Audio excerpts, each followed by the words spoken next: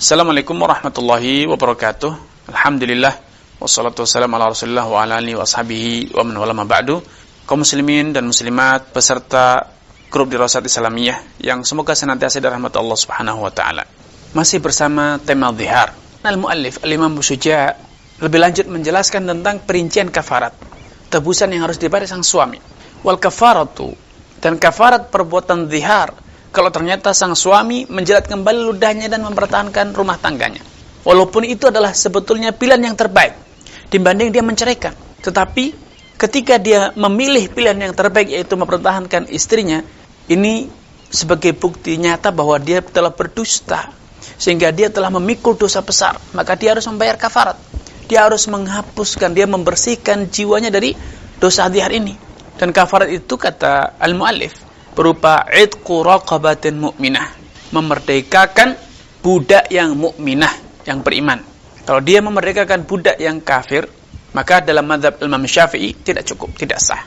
Harus budak yang mukminah. Apa dalilnya? Apa alasan atau hujjah atau argumen yang menjadi alasan Imam Syafi'i dan para pengikutnya untuk mensyaratkan bahwa budak yang boleh dijadikan sebagai kafarat zihar harus budak yang mukminah, muslimah, adalah kias dengan kafarat pembunuhan. Allah Subhanahu wa taala dalam ayat lain dengan tegas bahwa orang-orang yang membunuh seorang mukmin dengan tidak sengaja, maka kafaratnya adalah tahrir raqabatin mukminah, memerdekakan budak mukminah.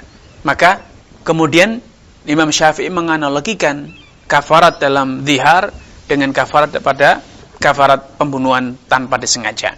Walaupun istidlal pendalilan Imam Syafi'i ini dan kesimpulan dari istidlal pendalilan beliau ini ditentang oleh sebagian ulama yang lain. Kenapa? Karena Allah Subhanahu wa taala di dalam kafarat pembunuhan dengan sengaja mempersyaratkan budak yang dimerdekakan itu mukminah. Kenapa demikian? Karena dosa pembunuhan itu jauh lebih besar dibanding dosa zihar.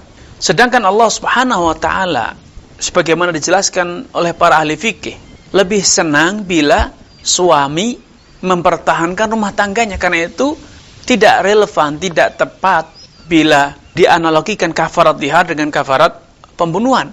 Karena dalam hukum-hukum pernikahan Islam memberikan keringanan. Tidak seperti halnya hukum pembunuhan. Islam justru memberatkan, memberikan hukuman yang berat, membebani hukuman yang berat. Ya, kenapa? Dosa pembunuhan jauh lebih berat dibanding dosa zihar. Karenanya, menurut sebagian ulama, cukup baginya untuk memerdekakan budak, walaupun budak itu bukan budak yang beriman atau bukan budak yang muslimah.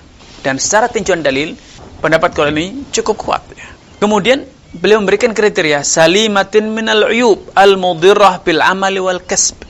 Budak yang dimerdekakan adalah budak yang bebas cacat, tidak cacat, ya, tidak ada cacat padanya yang menyebabkan dia tidak bisa bekerja, tidak bisa beramal, tidak bisa mencari penghasilan. Karena kalau budak itu budak yang cacat, lumpuh atau puntung misalnya, sehingga dia ketika dimerdekakan tidak lagi ada yang menafkahinya, maka ini justru mencelakakan budak tersebut. Padahal dalam kaidahnya Rasulullah SAW telah menegaskan la dharara wa la dhirar, memerdekakan budak yang puntung semacam ini, budak yang tidak mampu bekerja karena lumpuh, budak yang cacat misalnya, cacat berat, itu sama saja membinasakan sang budak. Maka ini harus dicegah, tidak boleh terjadi, agar kita tidak membebaskan, menebus dosa orang yang berdosa dengan berzihar, dengan menambah dosa baru, yaitu apa? Menyebabkan sang budak yang merdekakan terjatuh dalam kebinasaan karena tidak lagi ada yang menafkahinya. Sebelumnya dia dinafkahi oleh majikan, tapi tatkala dimerdekakan maka sang majikan bisa saja bercuci tangan, tidak lagi menafkahi karena bukan lagi menjadi tanggung jawabnya. Sehingga sama saja menebus dosa dengan menjatuhkan sang budak dalam dosa lagi. Ya, menyebabkan sang budak terjatuh dalam kebinasaan. Dan ini bagaikan membasuh najis dengan air kencing. Semakin banyak dosa yang terjadi. Maka para fuqaha, terutama dalam mazhab Imam Syafi'i, menyatakan bahwa budak yang boleh dimerdekakan sebagai kafarat adalah budak yang kalau dimerdekakan dia beruntung. Kenapa? Dengan dimerdekakan dia bebas untuk berkarya, dia bisa mencari pekerjaan, dia bisa mandiri, dia bisa mencari penghasilan untuk apa? Membangun sukses untuk hidup yang layak, sebagaimana layaknya manusia-manusia yang merdeka lainnya.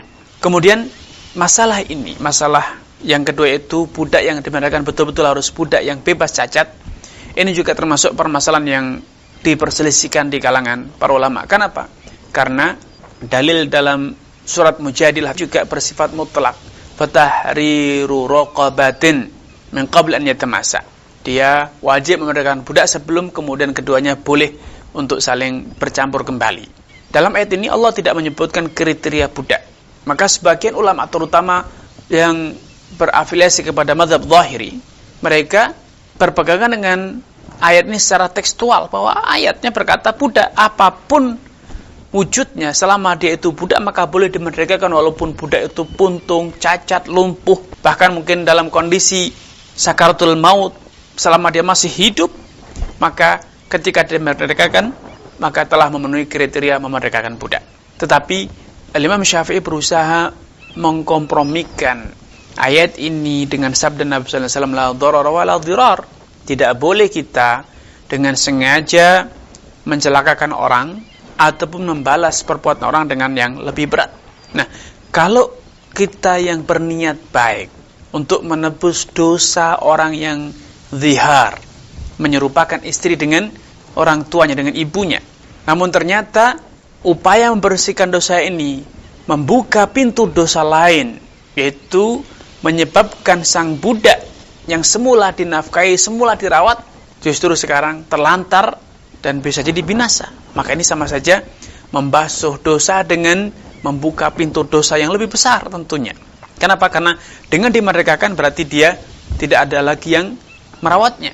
Dan kalau itu sampai terjadi, maka sama saja membunuh sang budak tersebut. Atau minimal mencelakakan, menjerumuskan budak itu dalam kesusahan, kecelakaan yang besar. Ini alasan latar belakang mengapa Imam Syafi'i mensyaratkan kriteria budak itu budak yang bebas dari cacat yang menghalangnya dari bekerja.